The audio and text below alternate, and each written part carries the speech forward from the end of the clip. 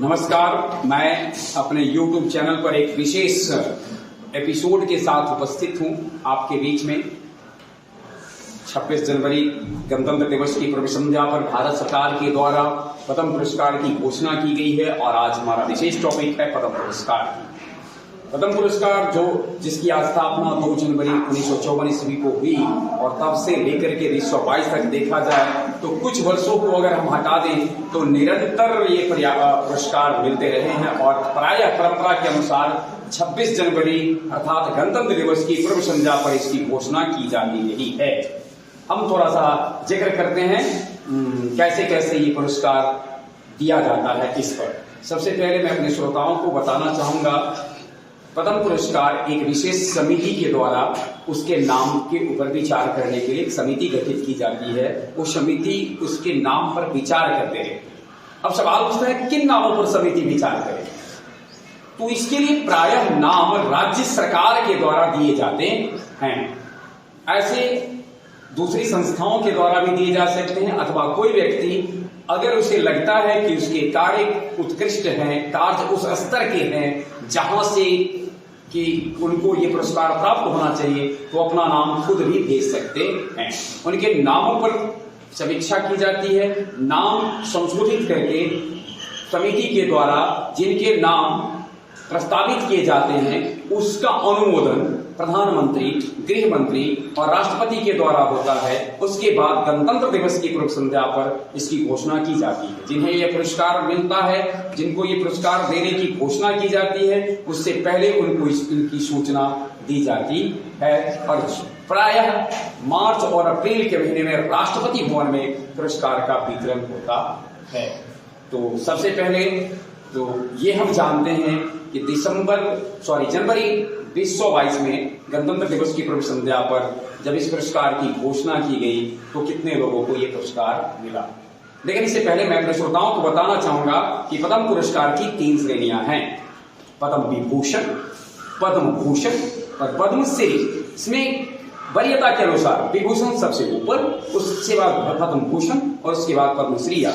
पद्म विभूषण दिए जाते हैं असाधारण और विशिष्ट सेवाओं के लिए, वहीं पद्म भूषण मिलते हैं उत्कृष्ट कोटि की विशेष सेवा के लिए और पद्मश्री मिलते हैं किसी भी क्षेत्र में विशिष्ट सेवा के लिए ये दिया जाता है। तो मैं सबसे पहले तो मैं आपसे अब ये जानना चाहूंगा 128 लोगों को पद्म पुरस्कार मिले हैं।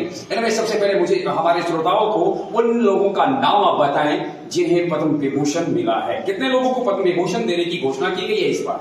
4 व्यक्तियों को, 4 भारत के व्यक्ति को ये पुरस्कार देने की घोषणा की गई है। मैं एक बात आपको बताना चाहूंगा आपके माध्यम से श्रोताओं, भारत का सर्वोच्च नागरिक सम्मान भारत रत्न और उसके बाद पद्म पुरस्कार की बारी आती है और पद्म विभूषण उसमें श्रेष्ठ है। तो इस तरह से देखा जाए कि नागरिक सम्मान में भारत रत्न के बाद सबसे सर्वोच्च सम्मान हो जाता है पद्म विभूषण। ये 4 कौन है? प्रभा अत्री जी। किस क्षेत्र से संबंध रखते हैं प्रभा अत्री? कला से संबंध रखने वाली प्रभा अत्री हैं जी। आगे दूसरे राधेश्याम खेमका साहित्य और शिक्षा से जी। और तीसरा जनरल बिपिन रावत जिनका जो भारत के प्रथम CDS रहे और जिनका निधन हाल ही में हुआ। और चौथे कल्याण सिंह।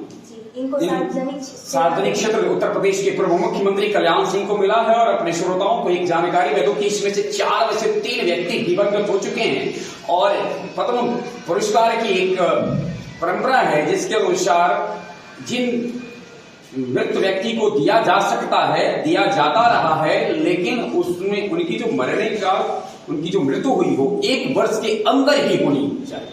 अर्थात कि उनके नाम का प्रस्ताव जब आ जाता है, इस दौरान अगर उनका निधन हो गया है तो उनको ये पुरस्कार मिल सकता है। बहुत बहुत धन्यवाद नैना। और इसके आगे की मैं जानूं कि पद्म भूषण पुरस्कार शायद 17 लोगों को दिया गया है। ये 17 कौन कौन है इसके बारे में मैं जानूं। इसमें से एक नाम आपने अभी जिक्र किया है बिपिन रावत का। वो CDS अधिकारी थे जिनका विमान क्रैश से जो है सो निधन हो गया।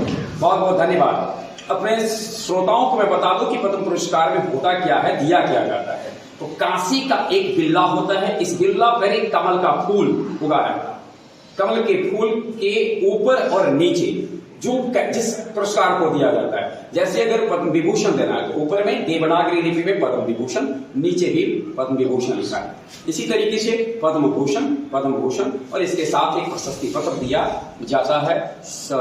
एक खास बात है, संविधान के अनुच्छेद 18 में उपाधियों का अंत कर दिया है।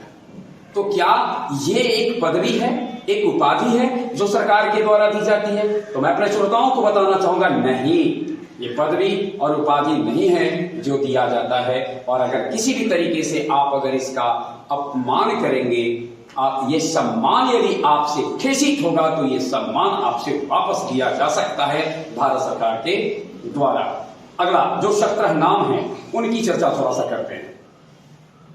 गुलाम नबी आजाद। गुलाम नबी आजाद कांग्रेस से जो अभी हाल ही में राज्यसभा से उनका से समाप्त हुआ है पिछले साल, और इसके साथ ही उन्होंने राजनीति से लगभग सार्वजनिक राजनीति से थोड़ा सा अपने आप को अलग कर लिया है कांग्रेस ने। जी आगे। विक्टर बनर्जी जी कला क्षेत्र से है। जी। गुरमीत बाबा, हाँ बोलते चलिए। बुद्धदेव भट्टाचार्य। मैं थोड़ा सा रुकना चाहूंगा, अपने श्रोताओं का ध्यान इस ओर खींचना चाहूंगा कि बंगाल के पूर्व सीएम बुद्धदेव भट्टाचार्य ने पुरस्कार दिए जाने की घोषणा के एक दिन बाद ही गणतंत्र दिवस के दिन उन्होंने इसे लेने से इनकार कर दिया है और कहा मैं इस पुरस्कार को नहीं ले सकता। अब अलग अलग कारण बताए हैं। बुद्धदेव भट्टाचार्य कम्युनिस्ट पार्टी के वामपंथी सरकार के आखिरी मुख्यमंत्री थे पश्चिम बंगाल के। आगे। नटराजन चंद्रशेखरन जी। श्री कृष्णा इल्ला और श्रीमती सुचित्रा इल्ला जी। मधुर जाफरी, देवेंद्र झंझरिया, श्री राशिद खान, श्री राजीव महर्षि जी, श्री सत्यनारायण नेडला, श्री सुंदर राजन पिचाई, श्री साइरस पूनावाला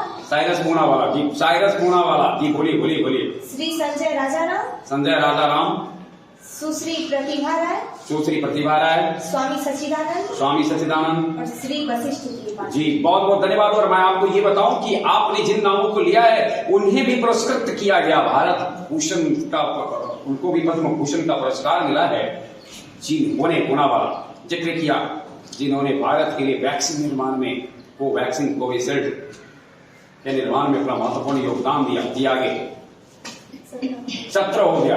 और इसके बाद 107 लोगों को मिले हैं पद्मश्री। अपने श्रोताओं को बता दें, पद्मश्री मिलने के बाद एक गायिका और एक तबला वादक। गायिका है बंगाल की हैं और बंगाल की जानी मानी पार्श्व गायिका है संध्या मुखर्जी। इन्होंने पद्मश्री लेने से इनकार कर दिया है। वही तबला वादक हैं पंडित अनिंद चटर्जी। इन्होंने भी पद्मश्री लेने से इनकार कर दिया है। अपना कारण इन्होंने बताया है कि उम्र के इस मुकाम पर मेरी अनदेखी की गई है, कला का अपमान हुआ है, इसलिए हम नहीं ले सकते हैं। खैर ये समस्या अपनी अपनी जगह है। हमने आपके बीच में पद्म पुरस्कार लाया और अपने श्रोताओं को चलते चलते हम ये बता दें कि इसमें कोई भी नकद राशि नहीं दी जाती है। बहुत बहुत धन्यवाद। सॉरी, एक जानकारी मुझे आप लोगों को देनी थी। पहले तो मैं ये जानकारी दूं कि ये पद्म पुरस्कार प्रायः किस क्षेत्र में दिए जाते हैं। ये दिए जाते हैं उद्योग, व्यापार, चिकित्सा, शिक्षा, खेल कूद, सिविल सेवा इत्यादि, कला विज्ञान, किसी भी क्षेत्र में आपने अगर उत्कृष्ट कार्य किया है तो दिया जाता है। अब मैं आपसे जानना चाहता हूं नैना कि अब तक यानी 2022 में तो 128 लोगों को मिला, 4, 7, 121, 4 पद्म विभूषण, 7 पद्म भूषण और 107 और 17 पद्म भूषण, 107 पद्मश्री, 4 थे पद्म विभूषण। तो अब तक 2021 से पहले कितना पुरस्कार टोटल मिल चुका है? 2021 से पहले तक पद्म विभूषण मिला है 321 लोगों को। 321 लोगों को, और ये 4 अगर जोड़ दिया जाए तो 325। जी चलिए आगे। पद्म भूषण मिला है 1278 लोगों को। 1278, 17 और जोड़ दिए। चलिए। और पद्मश्री मिला है 3228 लोगों को। 3228 लोगों को पद्मश्री मिला है। इससे पहले तक की जानकारी है, अर्थात इसमें 107 जुड़ा हुआ नहीं है। 1278 मिला है पद्म भूषण, इसमें भी 17 जुड़े हुए नहीं हैं। और 321 मिले हैं पद्म विभूषण, जो रेवेचार नहीं है। और इस तरीके से एक जानकारी मैं और भी बता दूं आपकी इस आखिरी को थोड़ा सा और मैं जोड़ना चाहूंगा कि अब तक जो सर्वश्रेष्ठ नागरिक सम्मान है भारत रत्न, वो 48 लोगों को मिला है। बने रहे हमारे साथ यूं ही, और हम आपके बीच में लाते रहेंगे समसामयिक के साथ साथ विविध विषयों के विविध टॉपिकों पर बहुत महत्वपूर्ण जानकारी। बहुत बहुत धन्यवाद।